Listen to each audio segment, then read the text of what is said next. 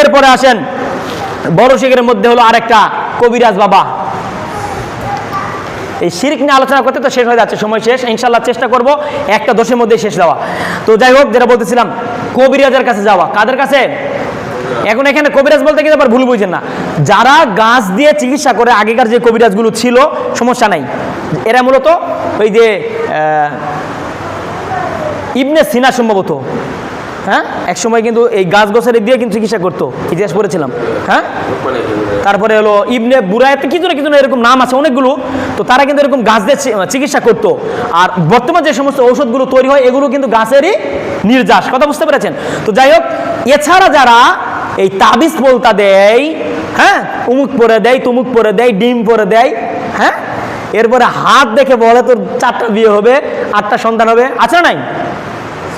এইরকম যারা করে কবিরাজ বাবা, তারাও কি বলেন? আওয়াজ দিয়ে বলেন, তারাও কি মুশরিক? আর বাংলায় বলেন হিন্দু। বাংলায় বলেন হিন্দু। কথা বুঝতে পেরেছেন? আর এই ব্যক্তির কাছে যে ব্যক্তি যাবে, বাংলায় বুঝাচ্ছি, এই ব্যক্তির কাছে যে ব্যক্তি যাবে, হাত দেখাবে, যদি এই ব্যক্তি যে হাত দেখাইছে সাথে সাথে তার 40 দিনের ইবাদত নষ্ট করে দিয়েছে কে?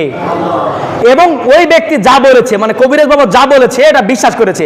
এখন ওই কবিরাজ বাবা বলছে তুমি আগামী ইন্টার পরীক্ষা তুমি গোল্ডেন এ প্লাস পাবা, ও এখন নাচতে নাচতে বাড়িতে আসছে আর মিষ্টি খাওয়াইতেছে, এই যে বিশ্বাস করেছে তাই জন্য, ঠিক না? সাথে সাথে এই স্টুডেন্টটা কি হয়ে গেছে? মুশরিক হয়ে গেছে। কথা কি বুঝতে পেরেছেন? কথা কি ক্লিয়ার? সুতরাং এগুলো থেকে দূরে থাকবেন।